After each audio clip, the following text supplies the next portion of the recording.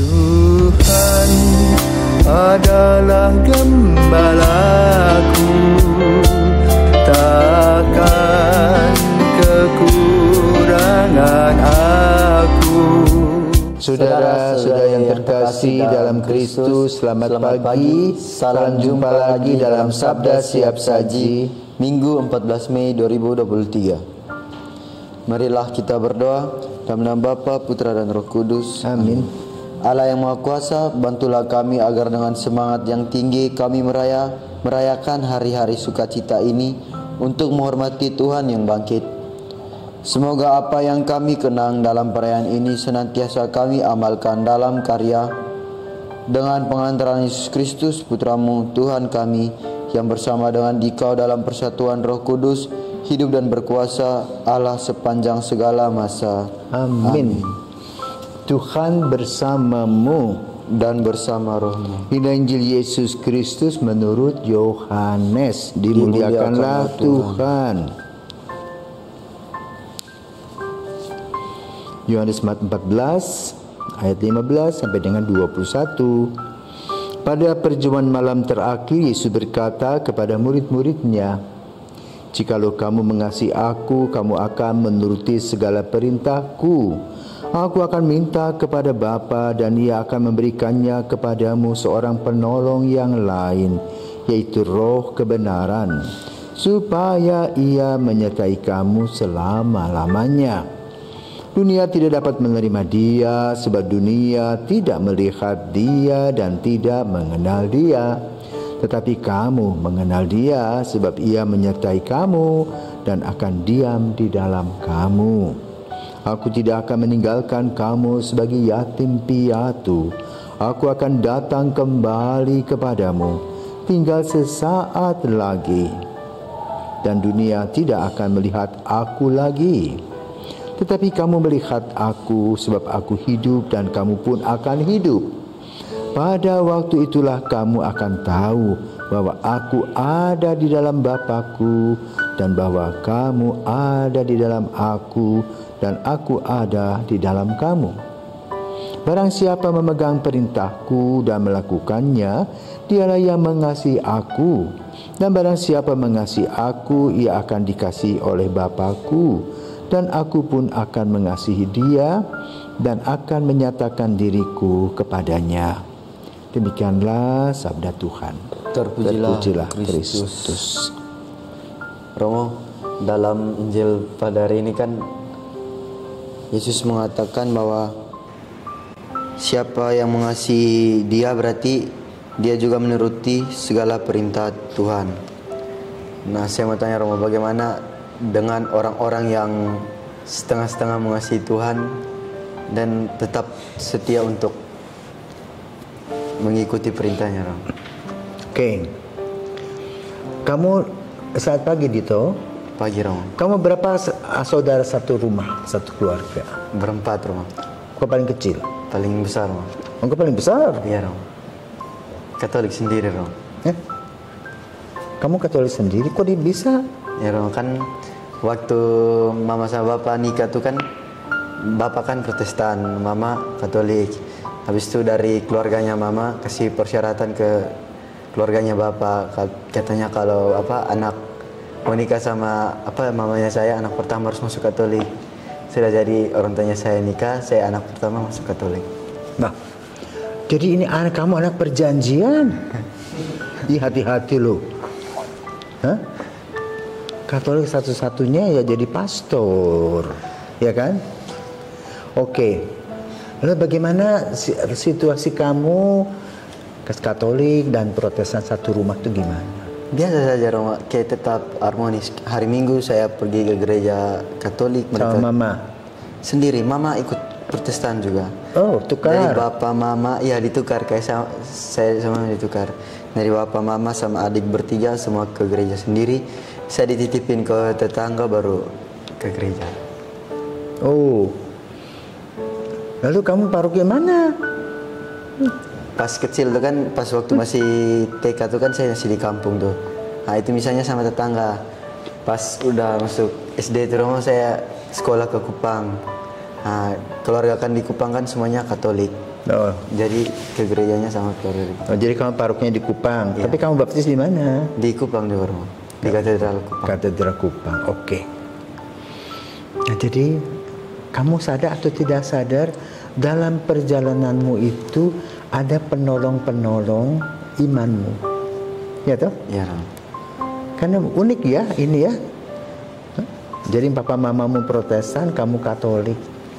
Ya. Nah, ini berdasarkan perjanjian. Jadi anak perjanjian seperti Ishak yang mau dikurbankan, tetapi Tuhan membatalkannya, menggantikannya dengan domba. Lalu bagaimana kamu masuk seminari itu, izin dari siapa? Sinar itu kan saya kan satu sekolah sama Yuda. Habis itu Yuda kirim brosur seminari. Waktu itu kan ada brosur untuk daftar seminari. Setelah itu saya tunjukin ke orang tuanya saya brosurnya, langsung orang tuanya saya bilang, ini yakin? Saya bilang iya. Kalau kamu mau nanti langsung kita berangkat ke Bali testing. Sudah dari orang tua juga setuju, keluarga juga setuju. Testing datang sini lulus, itu masuk sini. Oke, itu kan masa lalu ya. Sekarang masa depan. Ya. Jadi boleh katakan kamu lihat ada rambu-rambu yang muncul, ya, bahwa kamu dipersembahkan oleh orang tuamu ganti mama. Jadi anak perjanjian, ya.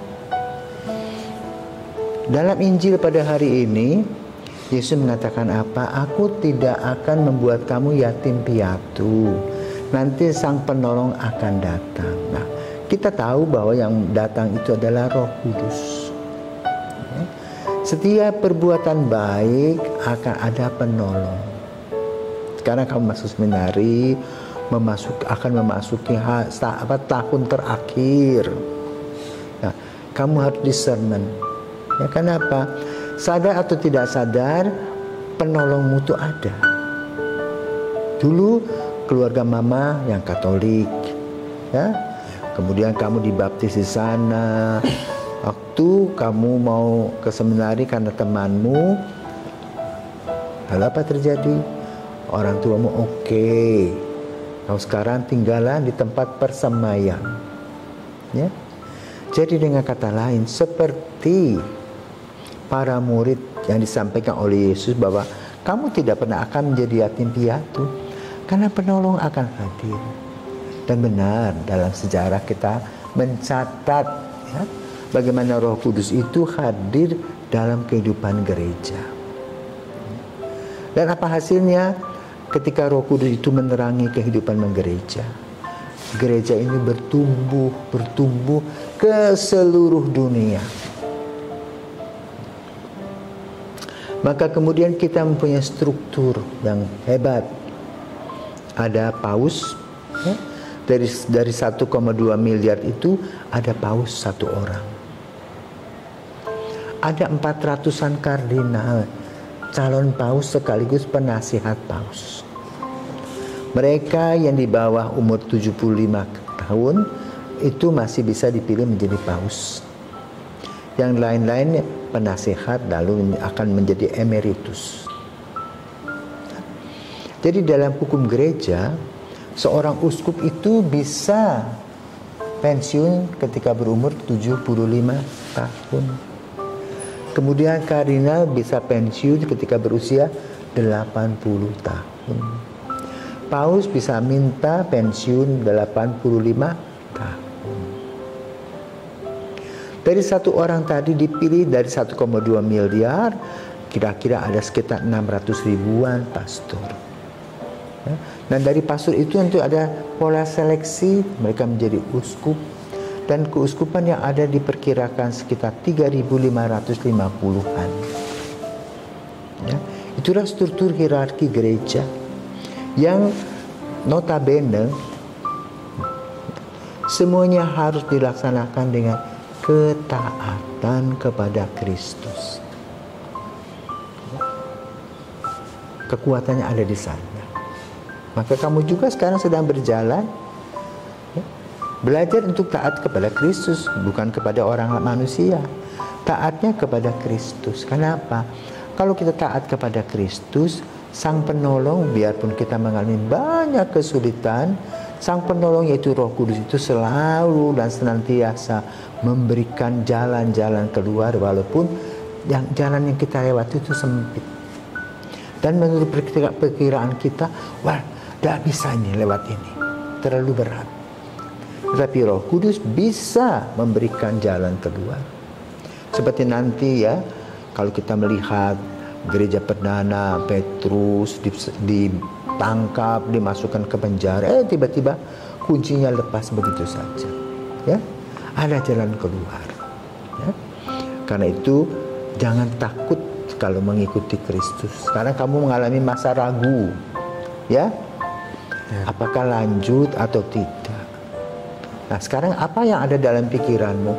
Kalau lanjut, risikonya apa? Kalau tidak lanjut, risikonya apa? Kalau tidak lanjut, kamu bisa kuliah umum, bisa gandeng gadis yang cantik, ya.